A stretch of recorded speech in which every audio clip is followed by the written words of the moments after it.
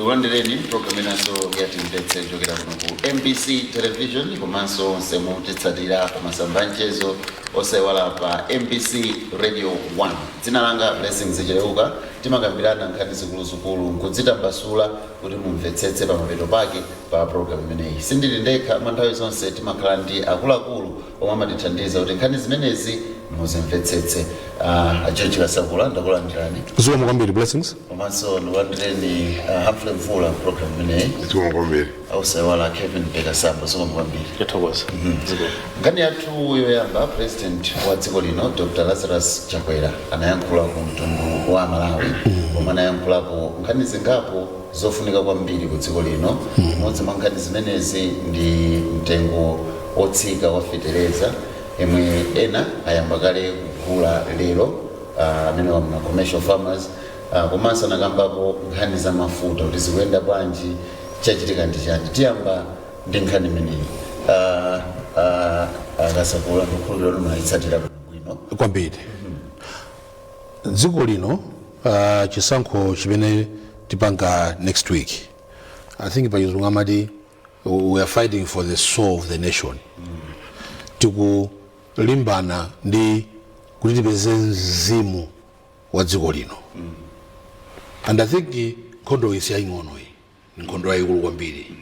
Ndi Malawi afunika amvetsetse, chifukwa ngati samvetsetsa nkupanga zinthu zolakwika kampa chiwiri 16 September they will be used ngati maponi game ya chess amene amayidziwa. Tating'ono kwambiri timapisa tating'ono kwambiri timaponi ndoti makhala patsogolo akuluakulu osakhala kumbuyo. Amalawi ngati achita chibwana they will be used ngati maponi kwa anthu odzikonda amene akufuna kuonetsa kuti they are competent, akhoza uyendetsa dziko lino mwa njira ina koma pamene cholinga nchonena kuti iwowo agwiritsa ntchito munthu wamkulu wonena kuti afunika apange ritaya azipuma kuti apeze zotsatira zawo. Zimene akufuna nkudzapitiriza kuononga dziko lino. Nkhani ya ulandirodi ndi utenanti ucha ikupitirira siitha imeneyi chayi. Chifukwa I think Reverend Shawa adabweretsa kenakake kufotokozera kusiyana kwa MCP DPP ndi zipani zina.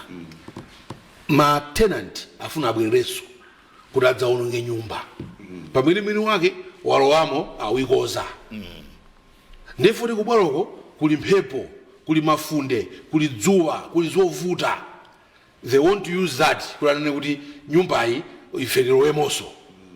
Tizathetse mafunde, dzuwa, chani likuchitika kubwaloko. Cholinga kuti nyumba abwere adzapite zoononga. Chimenechi chimene ngakhale dzulo la president ngina malankhula usiku anapanga potachi. Nkhani ndi yafananeza, nkhani ndi ya mafuta, nkhani yakhala ya sugar, nkhani yakhala ya chinanchani cement. Clearly pala anthu ena amene afuna kuti zinthu zizikwera kuti Amalawi akwiye ndi a president asasankhe iwo abwerereso adzalamulira dziko lino adzapitirize kuliononga. Dziko lino alamanga gamuzo ndi adali amba kuchoka pa scratch. Amene aliona pa scratch nkunena kuti tifune ngati mange dziko lino ndi gamuzo from day one nkulimanga.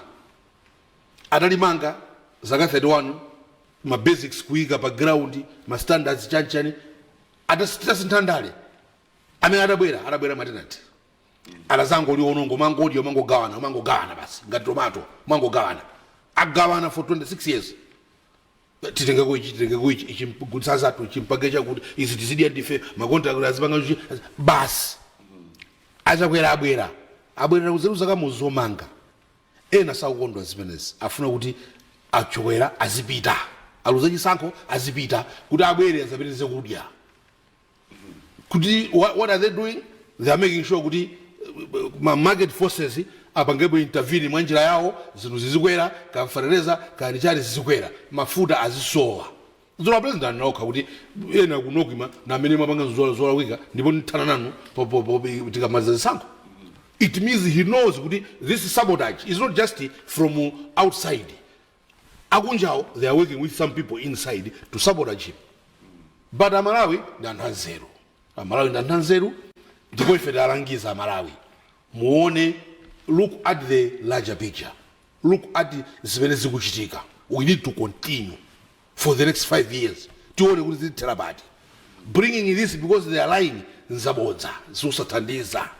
Apita Mutharika ndi munthu wokalamba, zololo mapemphero kuti Lilongwe sanapite, and that's the story. It's not kuti safuna Peter, it's because this body cannot take it. Now if he is missing these things today, ali candidate atata wina, we have an absent president. Azendisa dziko ndanthu enawa madamu achisale ndani. Is that what we want? Ayi, mwendesile pompo amvula. President dzulo ndithu anayankhula ku mtundu wa dziko zina ndi zomwe akambakale akasakula.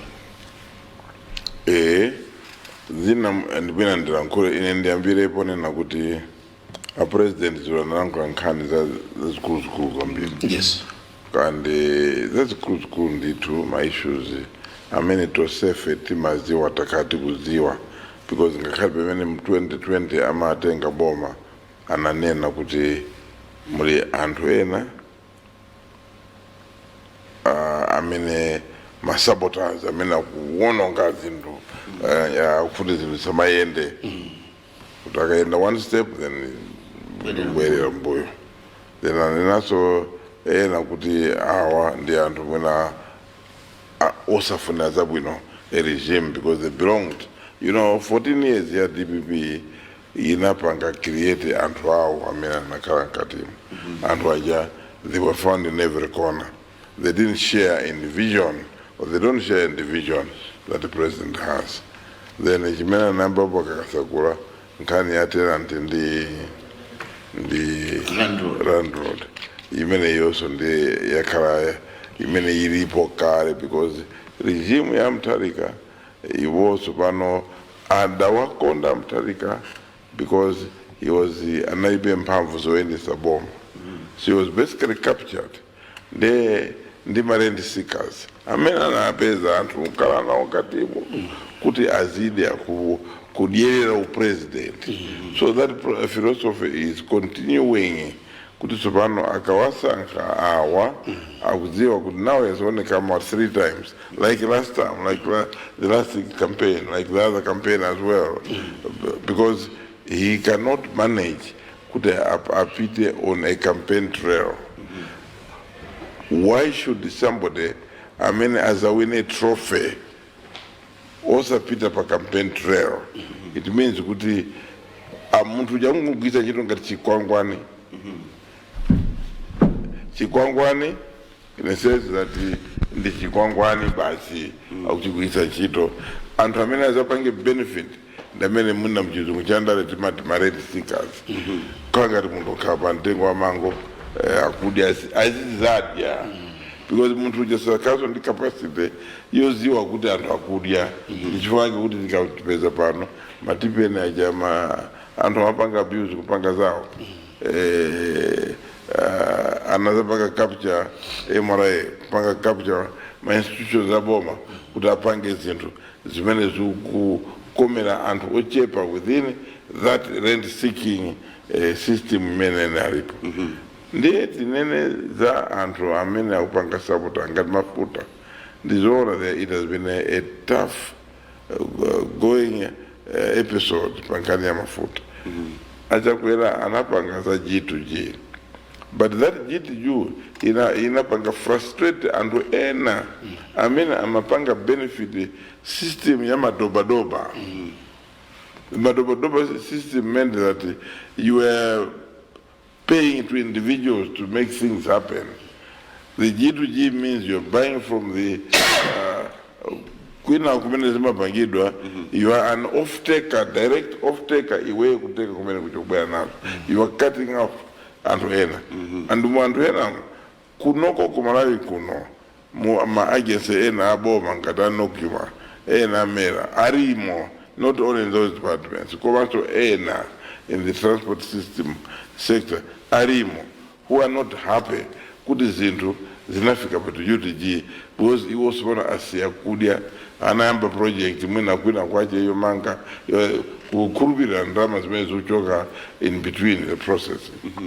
Unfortunately this system because some of them are very critical players.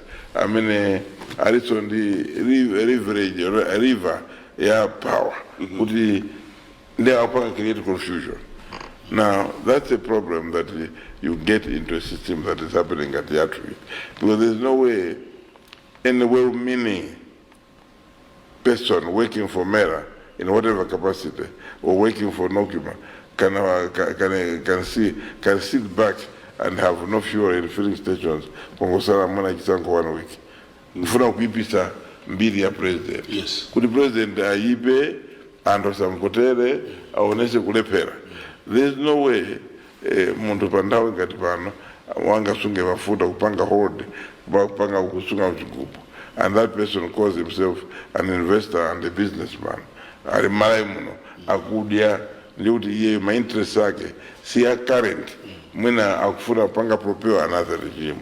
There's no way somebody can raise the price of a critical item ngati cement. Yapa changalume pamoja yapa possible. Pantawe ngati inoyo. Now akubona kutegeraje aribe pomu desera mbili yake ena wose ena mbuyomo they've come out with stories kazama scandal, financial scandals ena zosa kala bulongwena uyu yaribe ndafuna mdese in the name of kuti akulepera kupanga provide vital items pamene kusa kulepera that person is doing his best koma ena they're putting in spanner works and is now nega because before the president even gave an address DPP and address basically preempting some of the things that the president was talking about.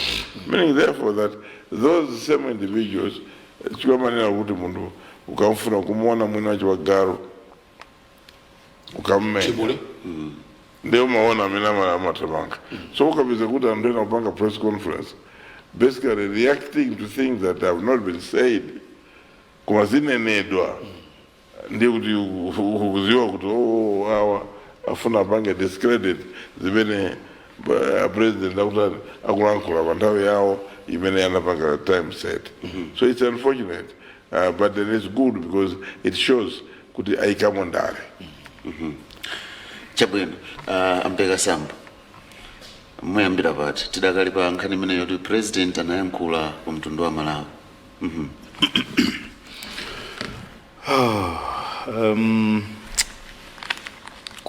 Nditengirira mbere pamene anayambira George kuchoka mchaka cha 1964 kufika lero ndi zaka 61 koma taenda mu nyengo zosiyana mukaona half amene wachoka 1994 kufika lero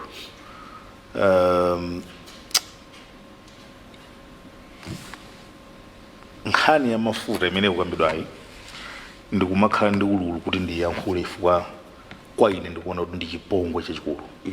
Chipongwe osati kwa mtsogoleri wa dziko yekhayi koma ndi chipongwe ku dziko lino ndi chipongwe ku aliyense amene akufuna kuti dziko lino lipite patsogolo. In other words tikhoza kunena kuti amene akupanga zimenezi they are enemies of the state. Enemies of progress, and it's not right.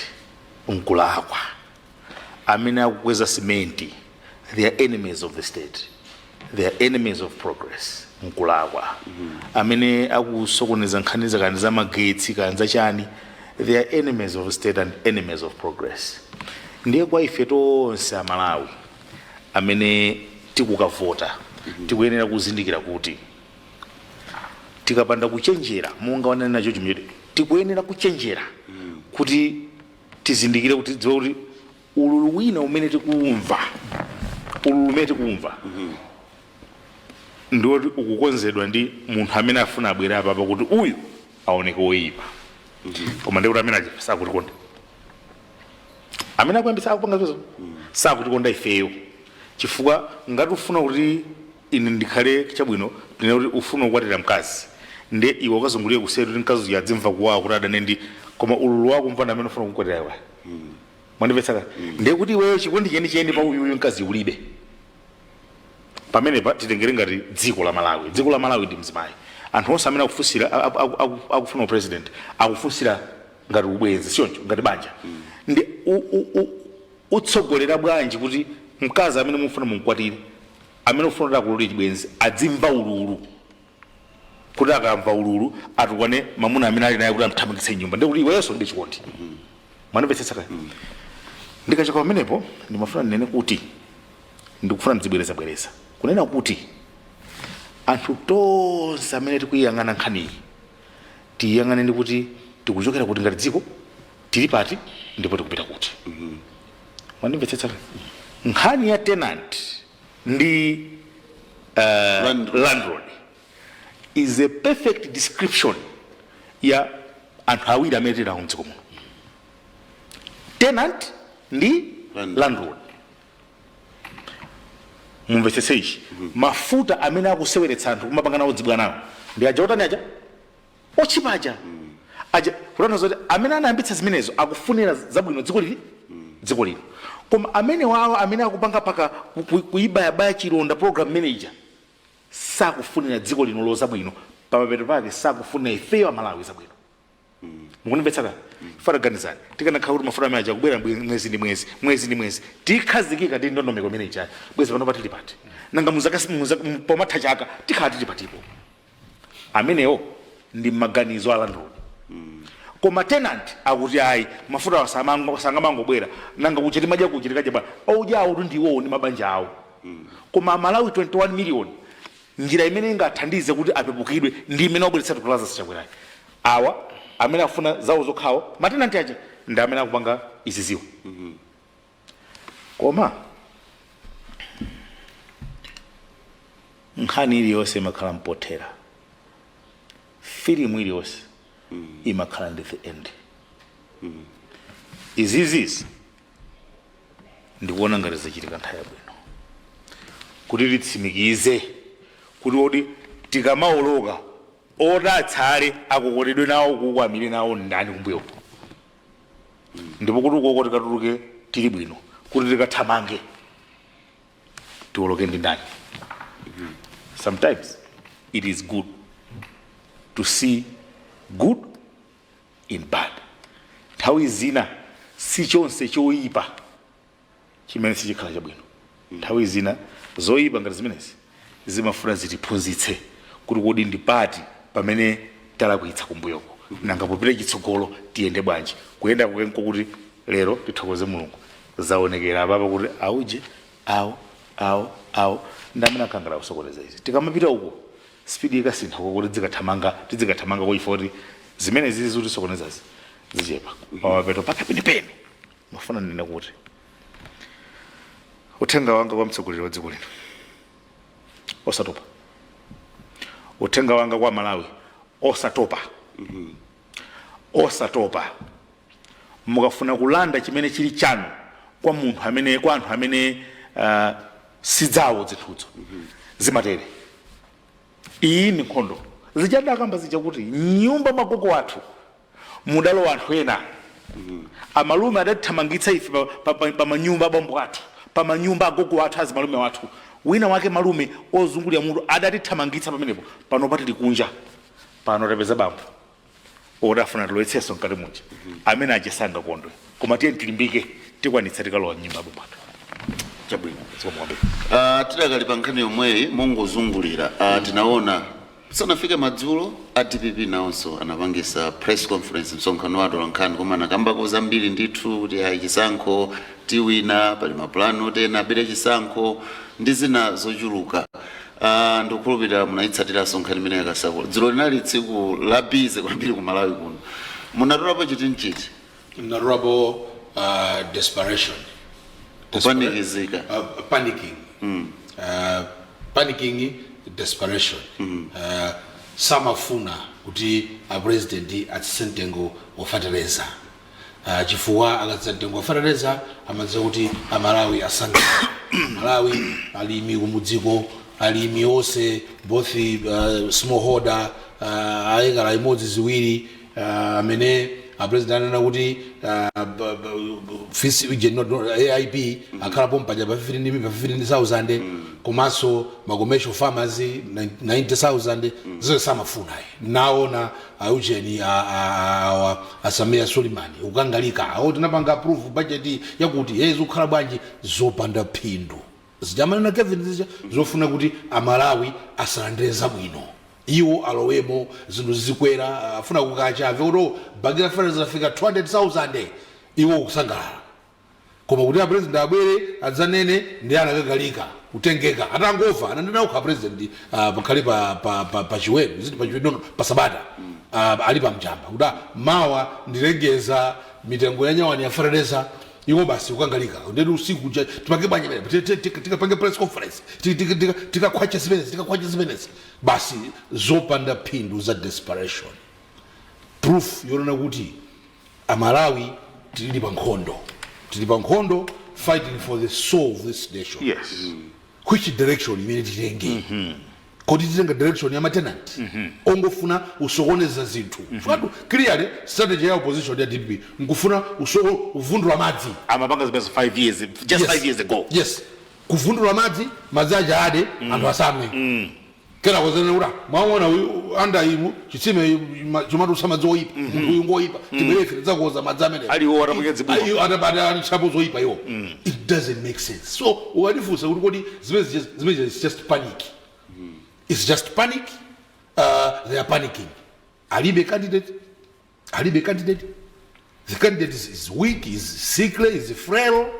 He can't even udzuka ukapanga attend anzawo panga papero ausaina pieces zofunikira.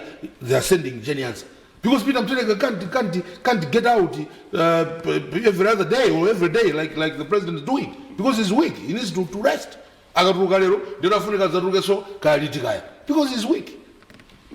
They also want to go where they can control. Sangofuna ungomusiya pa ikhauli khane pampando panga ndi follows it. But they are afraid. Akuzogona, which is right. I mean, he's odd. Nothing wrong with it. Akuzogona. Because he's old. He's old. He's not supposed to do this thing. But they're forcing him to do it. What does it mean for the future? Zachitika. And God forbid.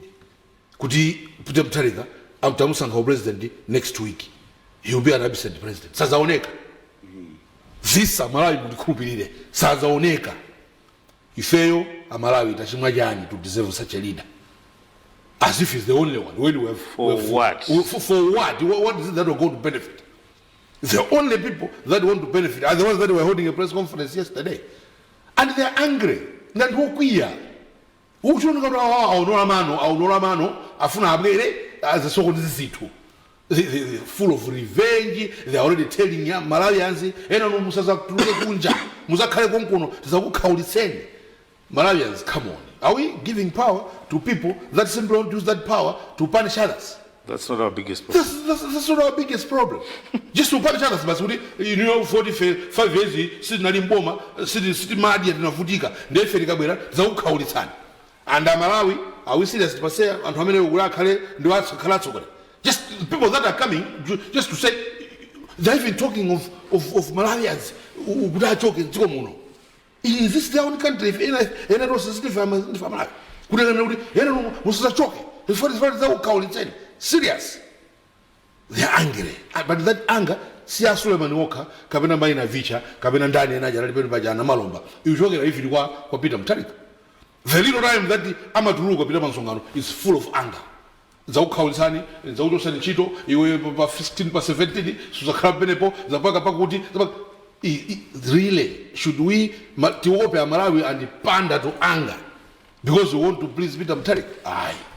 At the end of the day, it's a group that knows Malawians don't want those things. To find progress, and the progress is in the hands of Lazarus Chakwera. He has put my foundation a progress. We can't afford to bring this angry cabo, this angry crew, this angry group back into government. Tufuna zati kweteke. And even was as long as you were somewhere saying they are a bad group, you are in trouble. afuna kuti udzathawe kuno Malawi ndefe tithawe kupita kutiko put our country is only this one. Lazarus Chakwera is saying to yourself in Malawi is preaching peace. People are surprised. People thought kuti campaign hii panopa extra 1 week campaign hii Sunday campaign hii kuta 6 o'clock. People are surprised kuti chachitika chani kuti campaign hii timagaza kumira ukhala nkhondo ukhala umenyana. It's because of one person. It's Lazarus Chakwera. As simple as that. Yes, it was that. He has set the pace. Yes. No Lubino's He killed. has set the tone of campaign. Wabanga said tone. Tone ya peace. Tone ya ntendere. Tone ya umodzi. Tone ya ubale. Tone ya kuti Malawi dziko la Malawi wose. From Chitipa to Nsanje, nkhotakota ka Lulukoma, ka Kunchiji, whatever it is. Ni ya Malawi yose. Not only by words, but even deeds, my action. Pena pali pose akugwirapo tikoze timange nyumba ine ndine landlord nyumba ifunika tikoze pena pali usakugwirapo sanora ningogwira kukichini kokha ningogwira kuseri kokha pali pose akugwirapo. That's why we have peaceful campaign and usaumenyana. It's because of Dr. Lazarus Chakwera. Iwo awuswapo mpopota mulowere iwo akapita kusonkhano unyoza kula maiko usi jani Chakwera osayankha awungokamba Malawi pali vuto ili tipange chonchi tipite direction iyi tipange chonchi zakuti tikoza chitoko tibweretsa chakuti tikoza tipange basi paliponse saupanga chipongwe munthu kapena za chipongwe munthu iwo namene upanga za chipongwe munthu afuna obera chisankho ndani osapereka umboni bwachi aona Meg is doing things pantunda openly every step. In any little thing Meg is coming out sangwani wa president pena palipose acheya ubera forogoza every day ali pa wireless pa TV pa chat kuforogoza zinthu akuti mufuna mbere afuna bera sango ndani munthu obondo uchulaza kuti afuna bera isango yeyo na abana bakhawo kuba pa amati send the thief to catch a thief. Yes. Munthu wamana uchocha kuti iye ndiye afuna kuba ndiye waona kuti okuba kuja sikuteka mwina ndio afuna kuba nipake huyo nipake huyo mwina amene akuiona game uyife kuti game siku kuiona kwachi kuti game ili pati kuti mathematics chili pati now because wewe chinthu chosukuchiziwa sukuchifuna unatseka mutu wako kuti uchimvetsetse sukuona ndio ifika ndio kuti Kevin na amene afuna akaje yako ya ndeba bwetu uzatere zosathandiza ndio wadifusa kuti press conference manager njani it was just panic typical of DPP. They are panicking, they are busy. Ulankula zitopanda kumutu komwe ulankula zaka kuti zama opinion polls zosathandiza vote ili pa 16 September vote ili kumudzi ili muno mtauni anthu akuti chani kodi anthu waona kuti tsogolo zenda bwanje lingatsogolo lawo amene apanga guarantee kuti tsogolo likhalira bwino ndani isi President Lazarus Chakwera wendi imene pompo chabwino azangaso alankhulepo mwaphatikiza nkhani ziwiri tingopitirira ndi amvula nena kuti zinthu ziwiri zinachitika dzulo ku DPP koyamba anachitisa press conference imeneyi komano tinazadabwaso kuti chakumasana anakanika kupita ku msonkhano umene wa park akasakula anaphatikiza nkhani zonsezo mwina inunso kuti tiseve nthawi tingodutsa motero tiduse momwemo ndiyambe the press conference ya DPP. Zinthu zitatu have been a clear manifestation of Yambira 2020 and the United strategy yao kukhala disruptive kuti this government should find it ungovernable boma lizikhala basi sikuti rose luswante ndiri kupanga zinthu zimene zingaende bwino. It was a strategy. They had it through disinformation kunena zaboza trying to sabotage nthawi zonse kukalipa kupita parliament kugwirizana bwinobwino. After that parliament iwo kakhala different press conference criticizing. They have also been run. Another scenario has been anger. Imene kuyambira ku Amtarika, because Amtarika is an angry man, very, very angry. He remains very, very angry. And the sana choke ku anger imene chiruzire chisankho, he thinks something happened differently. So that anapanga higher and wow, the best people that have made it within the ranks, that DPP there are many who are able to kukhala angry on behalf of Peter Mutharika. And Anamaromba is always angry. Even Akamaneba press release, you can read the language. Yokari pakwambiri, Yokari, disruptive, Yosakara constructive, but destructive. Mamotimuna, I've never seen him commend some effort, good effort to the Chichitika Buino. I've not seen him, and I've not seen it from any one of them. Kandia Nzanga Suleiman and Nebatu also is very angry, full of conspiracy, false theories. Zongo Panga planted in Kurankura, and this was repeated. This is Malawi. Malawi, Ja Ariyense. They were the same people who, when Chakwera was saying, Muri Mumbomam, Muri Zidosa Karabudo, Zofan Jose, they were claiming under Malawi to Mabit Sakut. They were claiming, and they were talking about it. Anytime somebody, Amsunta, no, Samsunte, the Malawi, nation the Malawi. Today, they're threatening Malawians, and this is intimidation. Kuti antu apange zintu, last minute, Zosa Karabuino.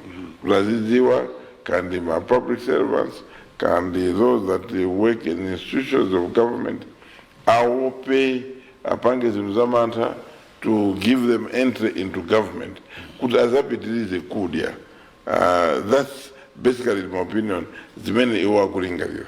Because ingatakupanga threatened atu, nangopanga boy threatened. Because if you win, you're going to govern even those that have lost, those that supported a lost cause.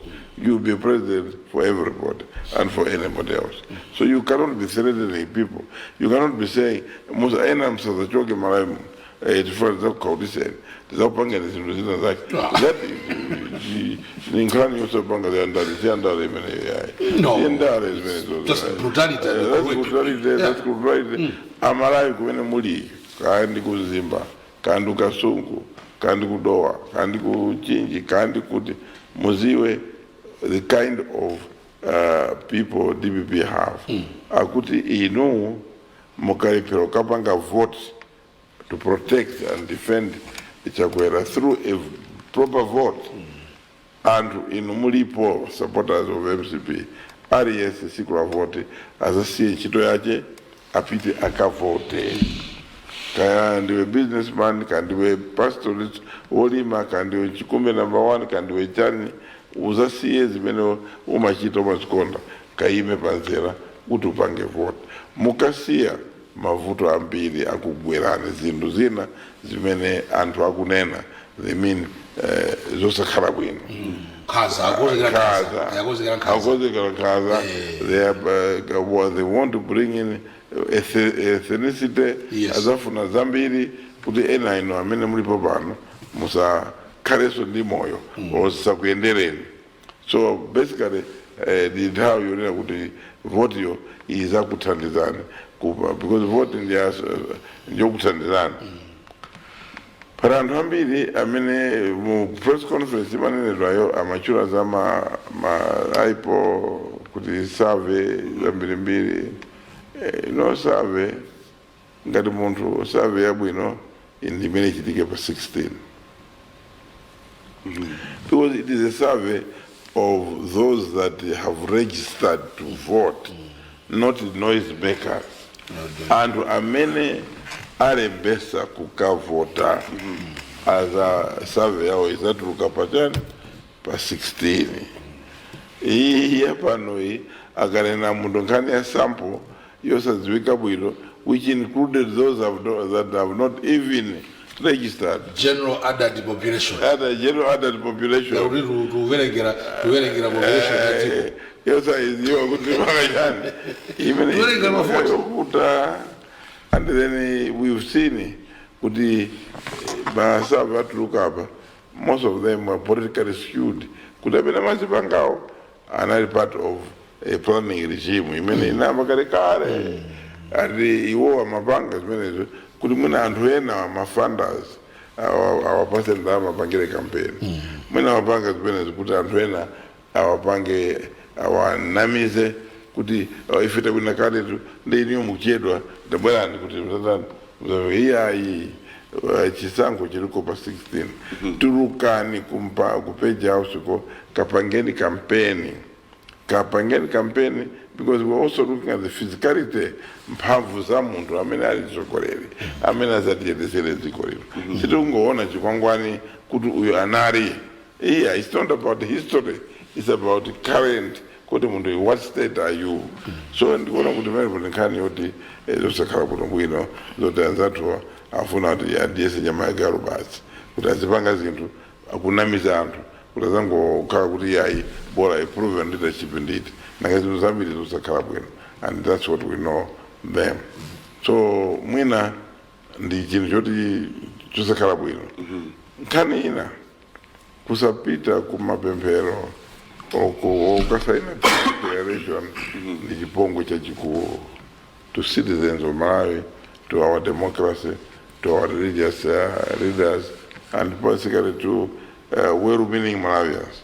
It means zinthu zambiri zikuonesa kuti mphamvu zoti anyamukire kumene ukhalako kukafika kumeneko ndikukaziyika pagulu la anthu mwina mphamvu zokulibe tilibe tisanamizire zinthu zina zonse.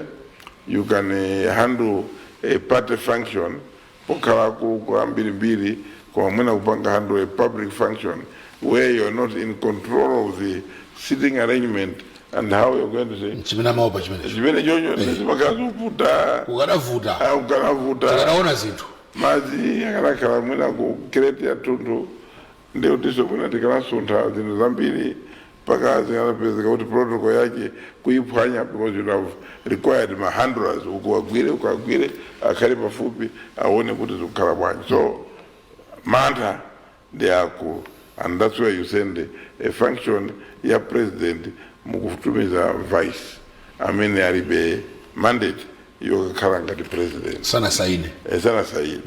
So alibe. So mwina pamene pani mavuto komanso mavuto amene Malawi akuona, and it's part of the test imene anthu amene azakhoze pa 16 pozaza mpaka assessment anapanga jana how did this person behave pomapita kuchisankho.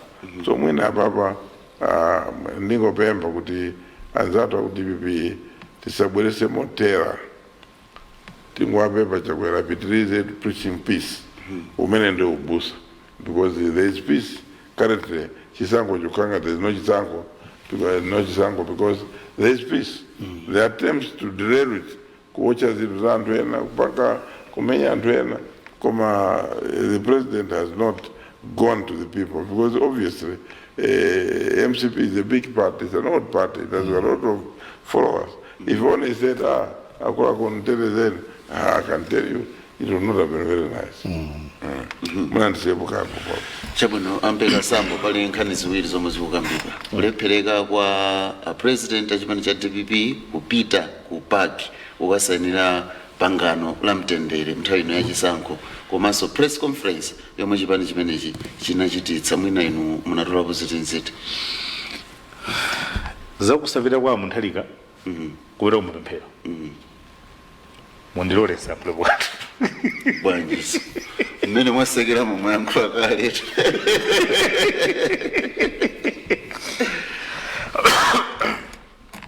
zakutapita munthalika sana apita kumapemphero mundilole mopempha ndisankhule bwatu chabwino, koma za press conference mundilole ndiyankhule bwatu kamene ndiyankhule ndi ake mwina nkutheka kuti anthu ena sanaone koma kumene kuja kwachitika confession ku press conference ya DPP kwachitika confession anena kuti simudzaonanso anyamata achipani cha DPP ika manambala olembedwa kuti ana adati because that was concluded to be executive arrogance. Mawu amenewa ayankhulidwa ku press conference ya chipani cha DPP ndiye ndimati ayi ndi chifukwa chani zina zija sana chule ndi chifukwa chani zina zija sana pepese adakapitiriza kunena kuti kuchokera pa manamba plate ana atati adakapitiriza kuti zomayang'anira malubino akuphedwa mdziko muno sizidzachitika zoba mafuta sizidzachitika zomakaba ndalama ku Eskom sizidzachitika zomapanga misewu yozira sizidzachitika adakanena zimenezo angokamba za manamba plate okhala mukunimvetsa chifukwa muno mwachitika zinthu zambiri muno adapanga zinthu zambiri muno ndese angangonena nkhani ya manamba plate okhayi tukamba za miyoyo ya anthu 180 anthu kuphedwa adakanena pamene pacha koma zimene zidakhala kunena kumbe usiku ndi palisti yonse ija angokambapo za manamba plate okha aya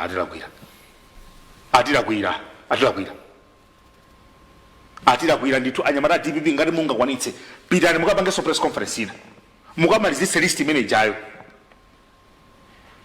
akamalize list imene ija kumangoyang'anira ma irrigation scheme osakonza ndalama za M1 adalandira kudya ndalama adakafotokoza apepese zimene zijazo ine ntamvera naona ngati apa pande kuti mwina ayambo pepese ndena zadaba kuti angotchula chimodzi chokha cha manamba plate tinochita adakanena kuti zija zomavula azimayi zija wakamba chochi kuti tendere pano amavula azimayi anyamata TPP kuma amenya anthu kwavulitsa zovala zawo zimene zija sana pepese bwanji akapepesa za manamba plate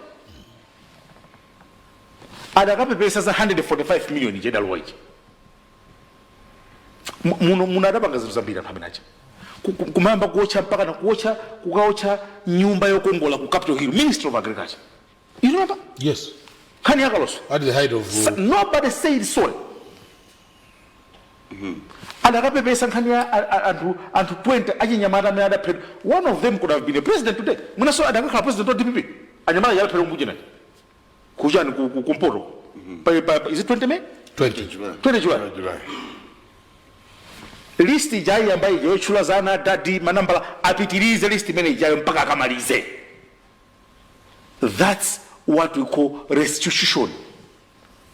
Kuvomera kuti ndachimwa kupambana. Silibalira kuti. Kukorera. Silibalira kuti chuchi. Silibalira ndachimwa kupambana. Ile ndimaona ngati list ija adakapitiriza. Zana dadi yes sidzachiraso. Komanso zopha malubino sidzaniso. Sizakiraso. Zoma pawanthu ngati mmene dachitira ku Zuzu sizaraniso sizakiraso. Sizalaso kuti ku account ya president kuloweso 1 sizakiraso. Zoma kaba mafuta kwa jeko zobweretsa ma generator sizakitaso. Zoma nama kuti tikulipirira ana 8000 ku university pamene malipirira 4000 okha ena ondrama nkumango odia zija zinachitika ku Loans Board zija sizakiraso adakali ngazimenezo. Apepeseka. Saya mboko pepese. Mundirole ningokamba bongono khani yaipo. Munthu ukafuna kugula chakudya cha wanthu umati muli bwangati. Sikachoka. Mwachitsanzo pano pa MPC tufale kugula chakudya chawonso kugula chilo pano. Tiwerenga anthu amene ali pali? Ali pano. Akasakula muli ndi anthu angati pa MPC ali ndi anthu 400. Ndero mukamagula chakudyacho mukagula chakudya chokwiza nanthu 400. Koma simungamba kawerenge ndi wonse aweso komu chani nkumani mufuna kula chakudya zimene zachitika ndi research manager mudziwo kuti ndekuba kumene kuja ndikuba chifukwa nkhani yokhudza ine simungakafusa akasakula ati nkhani yokhudza azimayi mukafusa azibambo zikwiza research manager ndi anthu okhawo amene adalembetsa chifukwa amenewo ndi amene atengenawo gawo pa chisankho ichi osati adati population ngati mufuna magawo bankhola akulera zachani zezi muka adati mafusa akuluakulu okhaokha mwakuluakulu kwa siwonse amene adalembetsa mudakanena kuti tafusa okhaokhawo amene atatani adalembetsa inu mukanati mukagwisa ntchito adati population kumanga makhanza chisankho mudakanena kuti tinafunsa amegi adipatsa maina awo anthu amene atatani adalembetsa amene ondera amene tafusa osatuma kana kuti basi tafusa aliyese no ndiye mukayang'anitsitsa pali kubasa pamenepo kwa DPP tikamanda ndi makhuluku amafuna adzigwisa ntchito zimenezo kumati anthu akulima kuti anthu akulima kuti zingatheke bwanji m'Malawi munomo kana anthu Joyce Banda sawadziwa zombeka ndi ndani amene olo mzimayi mutamfusa olo mwana wa zaka 10 kumfusa kuti do you know former president Joyce Banda akuzonera ndi madziwo anakhala ko president wa dziko lino amayi Joyce Banda madziwo anena kuti iwo aja kanotala anthu amene amayi Joyce Banda sawadziwa are we crazy or what? So ichi chibwana chomanamiza anthu mdziko muno mudakachepetsa tupita kuchisankho koma kakabodza ndi chimene chimachitika ndikuze anthu amene DPP akana mabodza ati ndongotomero amakumbukira zimene amachita kumbuyo kuja ndiye wajaona kuti akuwina pamene anthu akumati mwana anthu asana sinthini mwanipeze anthu amene akamamvesera ino zichankamanga DPP zichapotaje 5 years ago ndizapanga pazito kona mabodza tsono chili yonse imene mudzinama ife tidzigambalula izo zaipo masewera chibwana ngati munthu mufuna kukamba za azimayi makamba nda azimayi mufuna kukamba nda chinyamata makamba nda chinyamata mufuna kumva mazofuna za anthu aulumali makafusa anthu aulumali ngati mmafuna kumva za anthu amene atengena ugawo pa chisankho ichi maganizo awo mudakatenga anthu khawukhawu amene alembetsa ola kufusa kumene kuti list ije nditi adakakupatsana miki list ije ndi okay tifuna tipange research mudzifusa anthu khawukhawu osati kungoti tifusa aliyese adati population amene alembetsa ndi half so ndizabodza pomalizira mafanika mbeko nkhani ya abusa inake nawamva manamva chisoni kwambiri naona kajenikena kake akuti achakwera kuti adzakonza dziko lino pakadzatha zaka 18 ndi mbusa ndithu pachalichi koma ndamva chisoni mene mwamachulamo amaiko usi amachulamo anankhumwa koma poti zinthu zizupita kwa Amalawi ife ntchito yathu ndiyoti timvetse mafuna nene kuti kuyima pa gome nkumana mabodza kuti achakwera adzakonza dziko lino patapita zaka 18 pakadzatha zaka 18 uli mbusa ndi kunyenga Mulungu kunyenga Mzimu Woyera alipo anthu ena amene adanamiza ku mtundu wa dziko tidakamaphunzira zimenezi tidakamaphunzira ndithu ndipo ngati amaona kapena amaonera mwina aganiza kawiri katatu zomayima pa gome nkumanama mudakakwanitsa mkhoza kukwanitsa kupereka maganizo anu mwanjena yonse koma zomayima pa gome nkumanama pa zinthu zimene sizikuchitika fa sizoona kumeneko kumene aliko kulimbuli chakulimbuliko anthu tukamba pano over 100 hectares akulima chifukwa Dr. Chakwera awapatsa fetereza ndi zipangizo akulima pano pa kulimothirira zimene zodika tondeire ana amene akupita ku university aja akudika tondeire 33,000 apolisi amene akumangiridwa manyumbaja adika zaka 18 MP wakwawo kumene aliko kupana malikirako walandira 220 million kwacha financial year yikula akudika 20 akudika zaka 80 nanga anthu amene alandira thandizo la chakudya nanga ana amene alembedwa ntchito aja manesi adokota 28,000 nanga aziphunzitsa alembedwa aja akudika zaka 80 izi za G2G zimene abale awo akutokosa zoti Amalawi a president akupanga zoti zipindulire Amalawi iwo nkumaka tokosa zimene zikudika 18 years ndi chipongwe koma mudziwe at the end of the day munthu mukakhala ndi mwayi omatha kuyankhulana ndi anthu ambiri pakamodzi mudziyesetsa 90% ya zimene mudziyankhula zizikhala za chilungamo pomaliza tili ndi udindo pa 16 September Amalawi tonse kukasankha kuti ife tikhale matenant tibwerere kukhala ku matenant kapena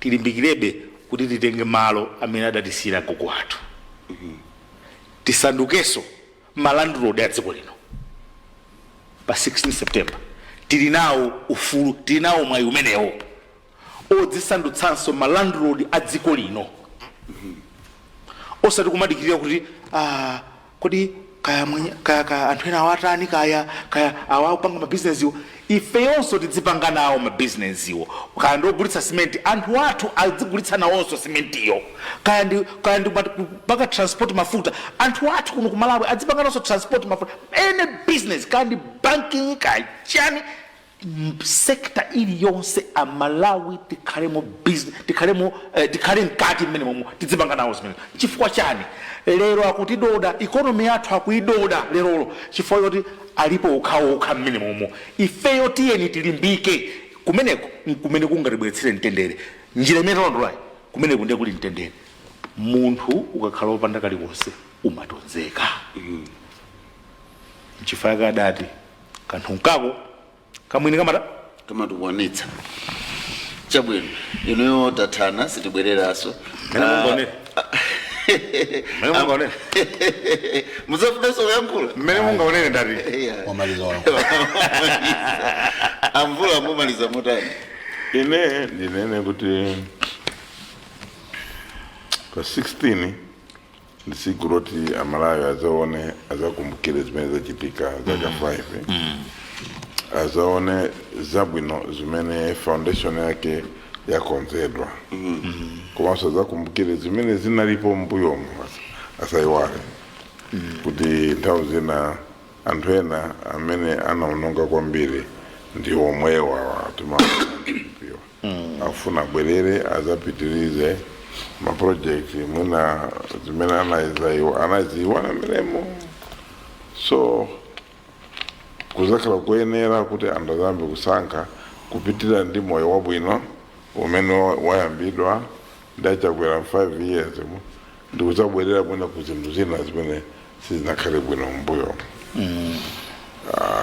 zakhazo kuyenera kuti anthu azatuluke kukavota chifukwa vuto limakhala nalo ndikuti anthu ena analembesa koma mwina voti safuna kuti akatani akavote amakhandi mtima wachakwera wina kale iyayi sanawine azawina ngati iniyo mwakaponya voti yanu kuponyera siku lake la votilo ani muchoti voti ndi moyo wabwino wakuthandizana ndinenepo kuti ndizoona zimene wanena Pikasamba pale ena nkhala azibusa amene akutha kupotoza mawu kulankhula zinthu zimene Reverend Chikopa kuti mwa pachifanya niyo zinthu zili public tonse linava Reverend Chikopa akumulanje mission amene amakamba Pikasamba tisaone ananena zinthu ife timaziwa kuti Chikopa ndi DPP ndi operative ya DPP yes card carrying member what DPP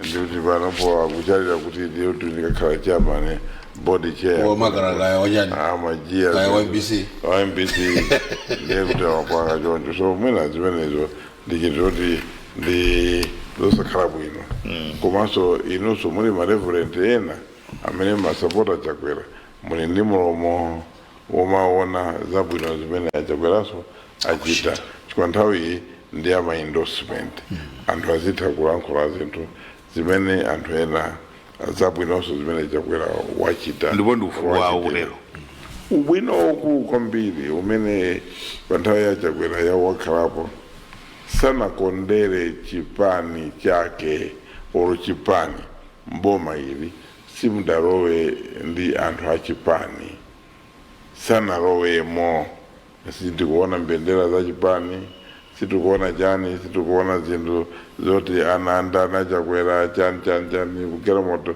zopanda pa number plate iwo pano kuenda ndi magamoto opanda pa number plate ari kunja kwa boma iwo afuna abwerere zomwe kuyenda masitolo amwenyemo kufuna ndalama kuti mwina apitire akapange kampeni iye aife tidzakupasani maorder agawana kale kumanena kuti amene ali wendesa chipani azilandira ndalama kuchokera kuboma percentage even from CEO kuchoka kuma CEO aiza kukomanso ndalama michongo yonena kuti zizipita ndalama so zimenezi ndi zinthu zosakhala bwino kwenikweni so tinganene kuti tikamalankhula tizikumbukira kuti ili ndi ziko zimene tikupita kukavota tikuvotera nkhani yoyendesa boma malingana ndi zimene tinagwirizana mu 1994 kuti anthu andale aziyendesa boma sitikufuna kuti mwina achipane ena azapanga hijack boma kupanga personalize kukhala chinthu chawo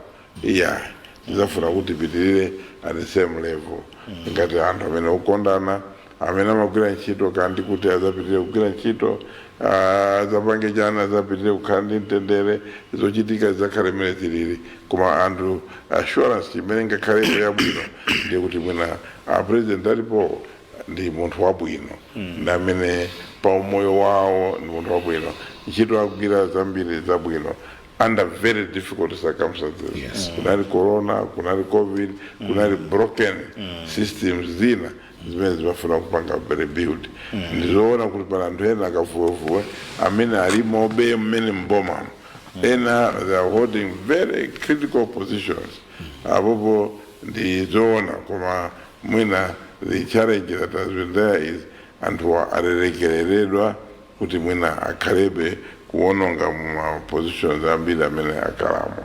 I hope everything man timapozerapo kuti izi sizabwino awasiyabwino ndi kuti tizione chifukwa anthu walimu ambiri ena mumakabineti momwemo ena mu civil service momwemo ena ndena amene amagwira ntchito yoponda break mara mota zipanga accelerate kumapita kusogolo.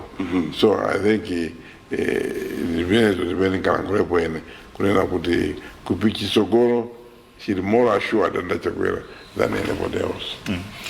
Chamwino akasakula mumaliza motani takamba nkhani zambiri aipo address yachi DPP inezosezo sidipitamonso. I think apitamo bwino ampeka sambo. Vuto laipo is very simple. General population mukapanga anthu amene alembetsa. So malizatsi ananena Dr. Ruweya malizatsi anu ali noise. They need to be decomposed. He even proposed kuti tikuthandizeni. Ndanthu ophunzira anthu akaipo we don't doubt their qualifications and what they do. That's why akapanga malizatsi simadabwitsa kuti this is simple issue. Lona kuti I'm not a statistician. Koma I can see kuti ngati mufuna sample from a population, then you must get the population right from where you're going to get your sample. If the population is wrong, then the results can be right. So I think zone zisakabidwa.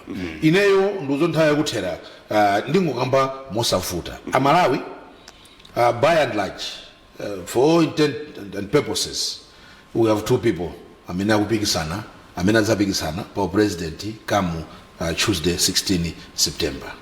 We have Dr. Lazarus Chakwera and Professor Peter Mutharika.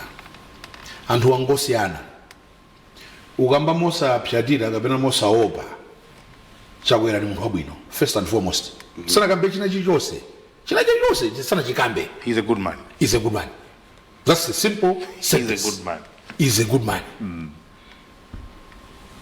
Tegamba Mutharika is not a good man. Mutharika is not a good man. Apart from the fact that wata alibe mphamvu even upresident wo aungofunira achipani chake kuti awapatse aza ononge dziko lino komanso ni munthu amene si munthu wabwino politically.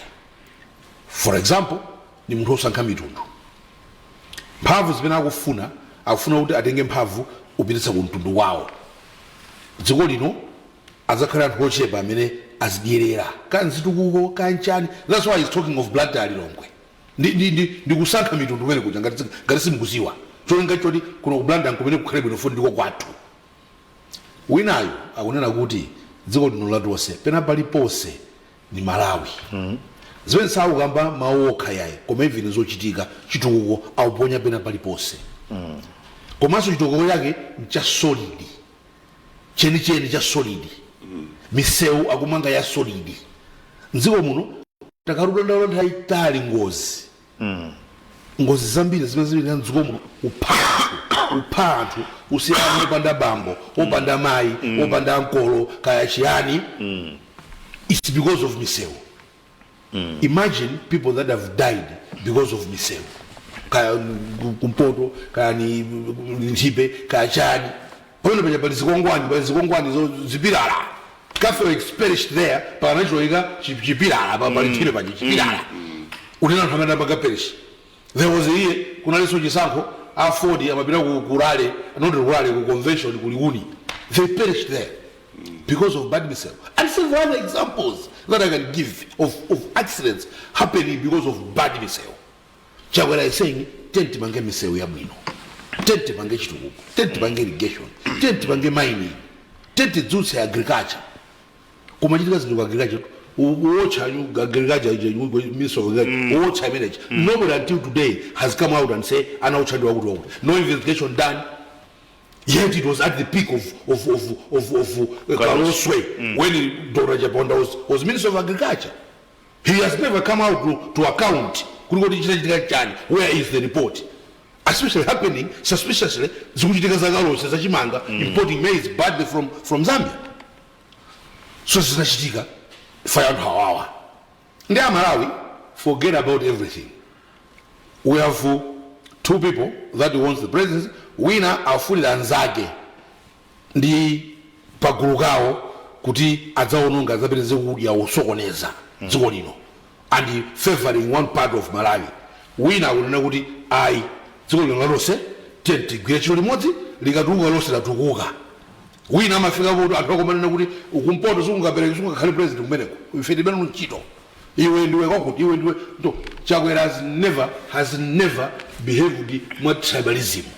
So ningofuna nende bano kuti chisango chapa 16 we have somebody munthu wabwino landlord munthu wabwino wonena kuti salimbana ndi munthu alibe chipongwe ndi munthu amangogwira ntchito.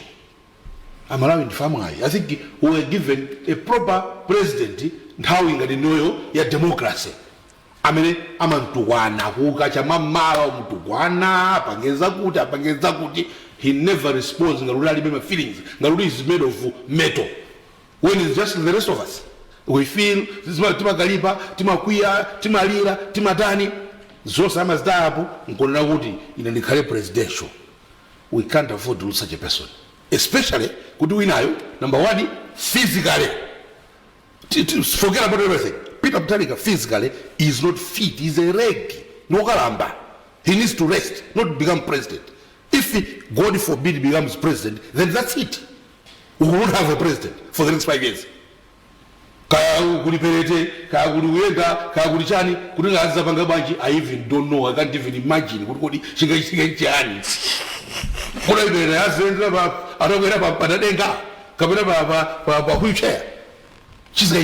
So, Amalawi, we can't afford to lose this good person because he agunama. He's lying in pa 16, pa 17, nziko muno, ungolo amboma, muli fuero, muli forex, muli chani. That's a lie. Nobody, I mean, in life things don't happen that way. It's not a switch. Yama gets. Could it just because you have entered the office in a Basongo DG, MBC, also Uzima, same day. That's a lie. A total lie. And then to the Kuma Segura. I go was not Magamba, I don't know. Could you because 17? Basically, sound school, some Zalibira. Guys, do you think Malawians are stupid or what? That mistake in also. Do you look like if somebody can stand on a pulpit, he has got that privilege on a pulpit and talk rubbish? And if it's not according to the reverend, yes. Yes. It's a lie. Let's not accept the lies of this old man. He's lying to us. The few times that he has appeared, he has churned lie after lie. Oh, you know, I'm coming out because he is on Mandifuna. Where? Who said you would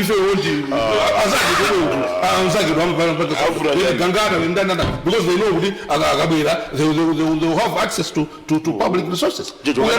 We are not good.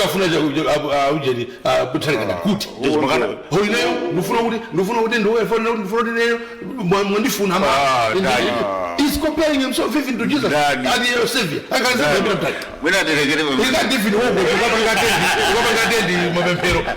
can he save anybody? He cannot. Maybe the Bomba. I don't I don't know.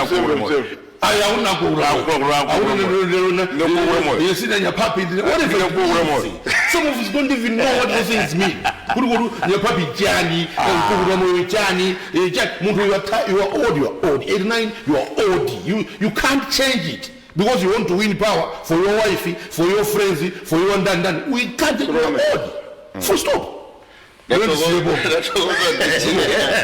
Ndatokoza kasakula kuti munabwera program ine nditokoze so Kevin Mpegasambo tinali modzi osewala Humphrey Mvula zikomo kwambiri tikatero tatsiriza program yathu ya Timvetse munali ndine Blessings Chileuka mwakomanonse.